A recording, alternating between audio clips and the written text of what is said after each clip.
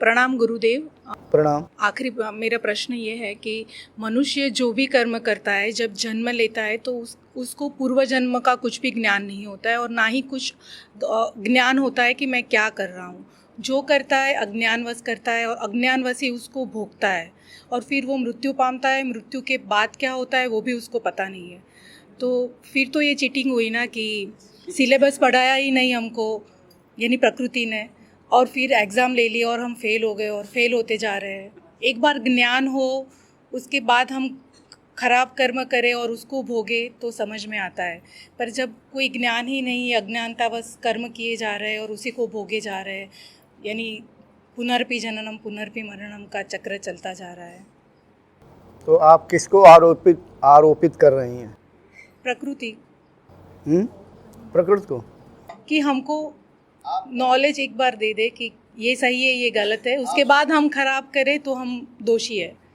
पर जब उसने ये कब कहा कि आप इसको ये मानिए? कब कहा कि ये रिकॉर्डर आप अपना मानिए? कब कहा ये कपड़े आप मानिए अपना? कब कहा सूटकेस आपका है? उसने कब कहा? कब कहा कि कार आपकी है, फैक्ट्री आपकी है, घर मकान आपका है? कब कहा कि आपके भाई बहन आपके हैं? उसने कभी कहा? पर यही हम देखते आए, जब संसार में जन्म लेते हैं तब हमारे आसपास जो भी लोग हैं सभी वही करते हैं, हम भी वही करते हैं। तो उनसे कहो ना जो सभी करते हैं, आप उनके अनुसार कर रहे हो। प्रकृति ने आके कहा हो कि ये भाई आपके हैं, पिताजी आपके हैं, माताजी आपके हैं, रिश्तेदार आपके हैं, आपका जो भी है यानी पंचभूतों से बना हुआ जिसके भी आप स्वामी हैं, आप हैं। उसने तो नहीं कहा। आप स्वयं बिना कहे आप अपनी माने बैठे हैं। तो माने बैठे हैं यानी इसका मतलब ये हुआ कि कपड़ा मेरा है, आपने अपना समझ लिया। नहीं, फिर प्रकृति ने ये भी तो नहीं कहा ना कि ये आपका नहीं है, हमारा नहीं है, ऐसा नहीं कहा तो। उसके जिम्मेदार हम स्वयं हैं। हम किसी को दोषारोपण नहीं कर सकते हैं। सत्य ये है, प्रकृति क्या है? हम ही प्रकृति हैं। हमने अभी बताया था ना, अभी बताया कि प्रकृति क्या, हम ही प्रकृति हैं। यानी पंचभूत जो शरीर है ये ही प्रकृति है। मैंने बताया प्रकृति दो रूपों में रहती है, एक स्त्री के रूप में जो कि दिखती है, दूसरे पिंड रूप में यानी ब्रह्मांड रूपी पिंड। और ब्रह्मांड रूपी पिंड यानी सूक्ष्म रूप से जो पिंड है, और स्थूल में हमें दिख रहा है ये संसार, यही शहर वहर जो धरती है, आकाश, जो तारे ग्रह नक्षत्र, मतलब जो है वो स्थूल रूप में पिंड है। इन्हीं के द्वारा हमारा शरीर बना, तो हम भी वही हो गए। तो हम स्वयं प्रकृति हैं। और रही बात कि जो कुछ नहीं कहा, अगर कुछ कर रही है तो प्रकृति ही कष्ट भोग रही है। आप क्यों दुखी हो रहे हैं? आप कौन है? नहीं, यानी कष्ट तो हमको होता है, बिकॉज आप कौन? हम का मतलब कौन? यानी जीव, जो हम, मैं। आप जीव हैं? नहीं है। आप कैसे महसूस कर रहे हैं? जीव कहाँ? आप तो जो भी हैं, ये जो पंचभूत से, स्थूल पंचभूत से बना ये शरीर, उसको कह रहे हैं आप हैं। ये जीव नहीं है। जीव चेतन है और वो कभी जन्म नहीं लेता है और दिखता भी नहीं, अति सूक्ष्म है। वो दूर से बैठा देखता है अपने चित्त को, अपने क्षेत्र को। जैसे किसान दूर से कहता, देखो मेड़ जानती है ना, खेत की जो मेड़ किनारा होता है उससे दूर कहता, देखो मेरे खेत में गेहूं की फसल बहुत अच्छी है, अगर खराब हो गई तो दुखी हो गया, फसल बेकार है। तो यानी आप कौन हैं? जिस समय जान जाएंगे आप कौन हैं, आपका प्रश्न का उत्तर मिल जाएगा, या प्रश्न के लिए जगह ही नहीं होगी। आप स्वयं जिम्मेदार हैं। सही बात यह है कि हमसे यही गलती हुई कि जो हमारी नहीं है हम उसे अपनी समझे बैठे। अभी मैंने कहा कि अभी हम जिस वस्तु को, इस घड़ी को हम अपना समझें, हालांकि घड़ी तो अभी बनी है, ये घड़ी पहले किसी और की थी, फैक्ट्री वाले की थी, अभी बांधे हो, कुछ दिन पुरानी होगी, किसी और की हो जाएगी।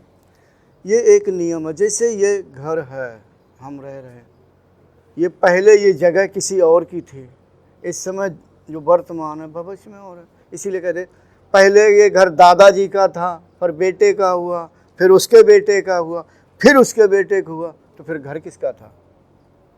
बदलते रहे बदलते रहे। सही स्वामी कौन है? वास्तविक स्वामी कौन? सिर्फ ईश्वर। सारी चीज़ ईश्वर की है, ईश्वर मैं है। लेकिन ये जीव अज्ञान बस अपनी समझता है, तो फिर वो अज्ञानता के कारण दुख का भोग करता है। तो पहले अपने को पहचानो, जब पहचान लोगे आपका प्रश्न अपने आप खत्म हो जाएगा। जी गुरुदेव, और आखिरी विनती वही यही है कि मेरी परिस्थिति अभी वो आधी पकी हुई दाल जैसी है, जो ना फेंकने लायक है ना खाने लायक है। तो बस कुकर का 2 प्रेशर चाहिए जिससे वो खाने लायक बन जाए। तो बस आपकी गुरु कृपा चाहिए। अगर मेरा बस चले तो आप सभी को जाने कहाँ कहाँ अध्यात्म में फेंक दूँ। हमारे जैसे तांगे में घोड़ा नहीं होता है, उस पर क्या क्यों नहीं भाग पाता है? क्योंकि उसके मुंह में लगाम लगा, और लगाम दूसरा पकड़े होता है जो उसको हाँकने वाला होता है। वैसे योगी स्वतंत्र है, जैसे कि एक साधिका ने अभी कहा था स्वतंत्र है, फिर भी उसे नियमों का पालन करना पड़ता है। वो है सर्वोच्च शक्ति, जिसे हम सगुण ब्रह्म कहते थे। अगर हम ऊट पटांग के काम करेंगे, और काम कर भी रहे, जो यही कि हम चक्र खोल रहे, कुंडलनी ऊपर भेज रहे, ये कोई अच्छी बात नहीं। अगर हम आध्यात्मिक दृष्टि से देखें यार, प्रकृति के नियमों के जो उसका सिद्धांत है, सिद्धांत को हम तोड़ रहे हैं या चैलेंज कर रहे हैं, या मेरे योग बल के कारण वो हो जाती है, अथवा प्रकृति ये समझ के कि चलो भाई योगी है वो स्वीकार कर लेती है, तो हम मतलब ये उल्लंघन कर रहे हैं। हमें ऐसा नहीं करना चाहिए। तो कहने का मतलब आपने जो आशीर्वाद कहे, हमारी बस चले ना, तो इस धरती में जितने आदमी है ना, सभी को योगी बना दूं। या इच्छा रखता हूँ, ना भी बना पाऊँ तो इच्छा रखता है कि प्रभु ये सभी योगी हो जाए, सृष्टि का काम ही बंद हो जाए। जितने ये सृष्टि उन्मुख है तो ये मोक्ष उन्मुख हो जाए। मैं यही चाहता हूँ, इसीलिए लगाऊँ। आप अंदाज नहीं लगा सकती हैं कि मैं 6 साल से अपनी कुटिया में नहीं रह पाता हूँ। मुझे बड़ी परेशानी होती है। रात के 2 बजे सोता हूँ, 4 बजे जागता हूँ। बुखार भी चढ़ा होता। बुखार क्यों चढ़ता है? वैसे मैं स्वस्थ हूँ, लेकिन आप सभी का ढेर सारा कूड़ा कबाड़ा गंदगी वो लेता हूँ। अभी यहीं पढ़ा तो मैंने साधकों को बताया कि अब की बार तो मुसीबत खड़ी होगी। कंठ चक्र खोल रहा हूँ, ब्रह्मरंध्र तक खोल रहा हूँ।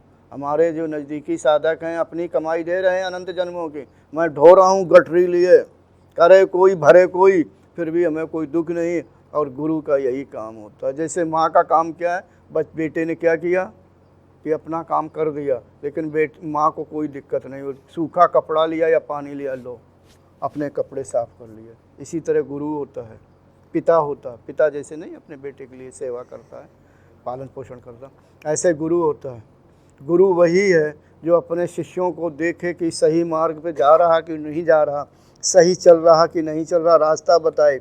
अगर वो सही ढंग से आगे नहीं बढ़ पा रहा, ठहर रहा है, अवरोध आ रहा, खाई आ रही, पहाड़ आ रहा है यानी टीले आ रहे, तो उसका कर्तव्य है कि समझाए, खाई को पार कराए, टीले को भी पार कराए, और नहीं तो पकड़े बाजू उठा के उधर कर दे, जाओ सारा अपना वाहन करे वो।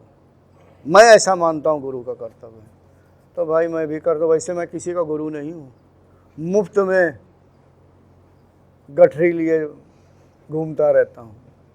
6 साल से यहाँ तक कि ढंग से सो भी नहीं पाता हूँ, जाग जाता हूँ कि मुझे ये करना अभी है।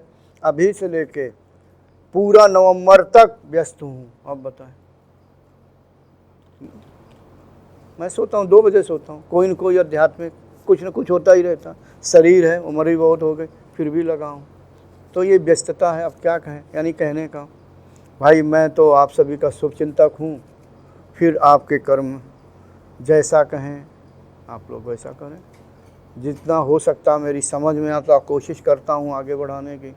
फिर एक बार समय आएगा, यहाँ जो हुआ, मुझे जो छूट मिली, स्वतंत्रता मिली कि हाँ मुझे कोई बंधन नहीं था, वो मेरी माँ का था।